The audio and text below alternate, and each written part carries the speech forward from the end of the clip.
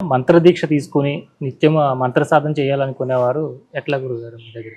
మాలాదానం తీసుకొని ప్రత్యేకంగా మంత్ర ఉపదేశం తీసుకునేటువంటి వాళ్ళు కొన్ని వందల సంఖ్యలో ఉన్నారు.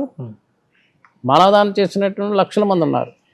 ప్రత్యేకంగా దంపతుల సమేతం కానీ ఒకరిగా కానీ తీసుకునేటువంటి వాళ్ళు మంత్రం జపం చేయడం, అలాగే లక్షలు జపం చేయడం కూడా జరుగుతుంది. ఇప్పుడు వాళ్ళు తెలియకనటువంటి ఒక పరివర్తన, ఒక ఆనందాన్ని పొందడమే కాకుండా మా అనుకున్న కార్యాలన్నీ కూడా నెరవేరాయి అని 10 మంది చెప్తూ ఈ మంత్రాన్ని కొనసాగేట్టుగా వాళ్ళు కూడా ముందుకు సాగుతున్నారు. ఈ మంత్ర దీక్ష అనేది ఏ సమయంలో, అంటే మీ ద్వారా తీసుకోవాలంటే?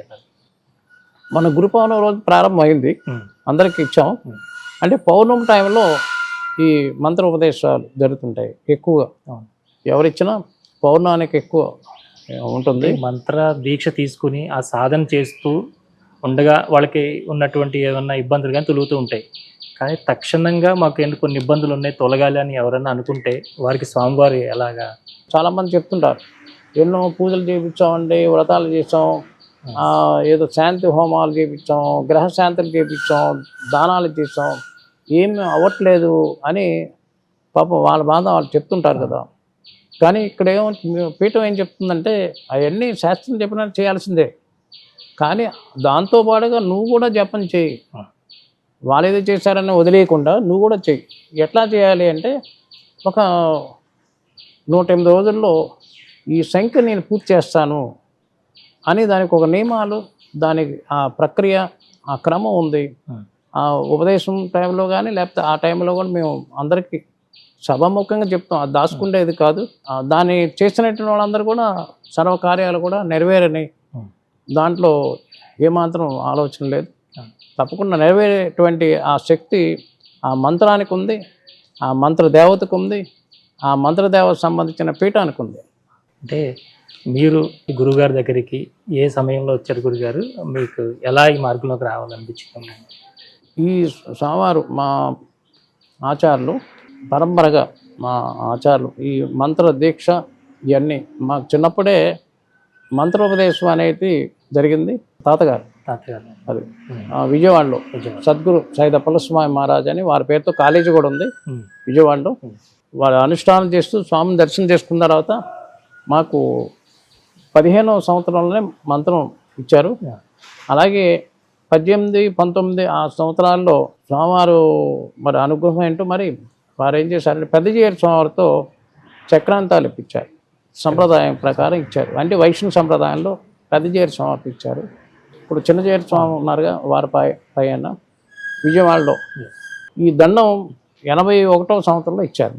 81 ఇచ్చి పీఠం దీని యొక్క సంప్రదాయం ఇవన్నీ ఉంటూ ఈ నియమాల్ని పాటిస్తూ గృహస్థాశ్రమ సన్యాస దీక్షగా ఉండాలన్నారు. సన్యాస దీక్ష వద్దు, రాబోయేటువంటి అన్నీ కూడా చాలా ప్రమాదాలు జరుగుతాయి. మనకి వేదాల్లో ఉండేటువంటి విషయాలు ఏం చెప్పారంటే, భగవద్గీతలో ఏం చెప్పిందంటే, కేవలం కాషాయ వస్త్రధారణ చేసినంత మాత్రాన సన్యాసి కాదు, అన్నీ వదిలేసా అన్నంత మాత్రాన సన్యాసి కాదు, అది మానసికంగా ఏదవుతుందో అన్నీ వదిలివేసాం, నిష్కామ కర్మ ద్వారా సమర్పణ ద్వారా ఇవన్నీ కూడా ముందుకు సాగుతాయి, అది నిజమైన సన్యాసం అని భగవద్గీతలో చెప్పిన ప్రమాణంగా మా గురువులు, మా ఆచార్యులు చెప్పిన ప్రమాణంగా ఈ పీఠాన్ని మేము కొనసాగించుకుంటూ వస్తున్నాం.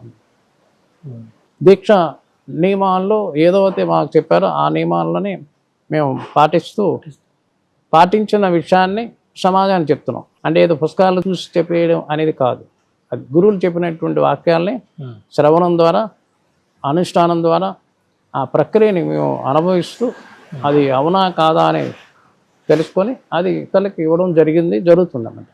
ఎక్కడైతే రామనామ జపం జరుగుతూ ఉంటుందో అక్కడ సాక్షాత్ హనుమంతుల వారు వస్తారని చెప్తారు.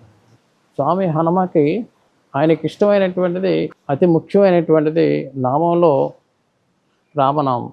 దానికి ఎత్ర ఎత్ర రఘునాథ కీర్తనం తత్ర తత్ర కుసుమస్తకాంజలం బాష్పవారి పరిపూర్ణలోచనం మారుతం నమత రాక్షకాంతకం.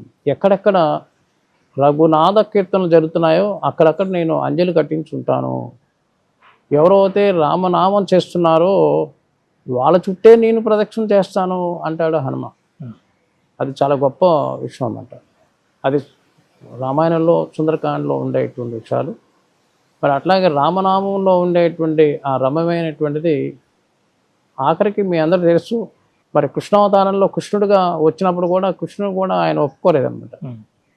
నాకు రామనామమే రాముడే నాకు కావాలి అంటే అప్పుడు కృష్ణుడు కూడా రాముడు అవతారం చూపిస్తే కానీ ఆయన అప్పుడు ఆ టైంలో ద్వాపర యుగంలో రామనామంతో హరే రామ రామ రామ హరే హరే హరే కృష్ణ కృష్ణ కృష్ణ హరే అని మొట్టమొదట ఆ నామాన్ని చెప్పింది హనుమంతుడే.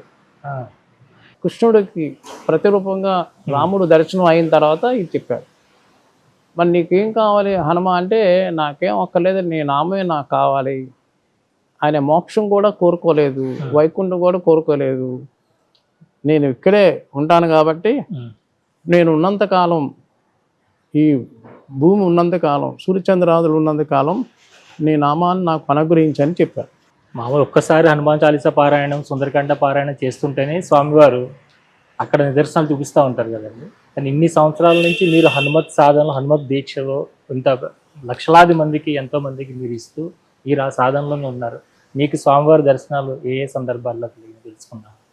ఇది కలి ప్రభావం కాబట్టి ఇప్పుడు దర్శనాలు అయ్యాయని ఇవన్నీ చెప్పే విషయాలు కాదు. దానికి నిదర్శనం ఏంటి అనేది అడగొచ్చు. అంటే మనం ఏదో అయితే విశ్వ కళ్యాణం కోసం, సమాజ కళ్యాణం కోసం ఒక కార్యం ఇది జరగాలి అంటే అది జరిగిపోతుంది మా ప్రమేయం లేకుండా. మేము ఇలా కూర్చుంటే అయిపోతూనే ఉందన్నమాట. ఎవరు వస్తున్నా ఆ కార్యక్రమం చేస్తున్నారు. కార్యక్రమం ప్రారంభం చేసేటప్పుడు మా దగ్గర రూపాయి ఉండదు. అది అయిపోతుందంటే ఆయన ప్రభావమే కదా. ఇవన్నీ చేస్తున్నాడు మామూలు కాదు, మేము చేసింది కాదు. అంటే ఆయన కావాలని ఇక్కడ ఏర్పాటు చేసుకున్నాడు.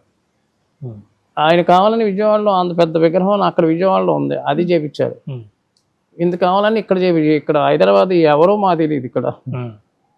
ఇప్పుడు ఇవన్నీ చేపిస్తానని ఎవరో వచ్చి చేపించారు. అంటే ఏంటి, ఇవన్నీ ఆయన ప్రభావం, ఆయన శక్తి ఉంటేనే జరుగుతుంది అనేది మా విశ్వాసం, మా పెద్దలు చెప్పినటువంటి మాట. ఇవన్నీ మాకు దర్శనాలంటే అందరిలో ఆ దర్శనాలు అవుతున్నాయనే భావనలో మేము ఉన్నాం. మీలో కూడా ఆ స్వామిని చూడడానికి ఆ స్వామి అనుగ్రహం మాకు లభిస్తుందని అనుకుంటున్నాం.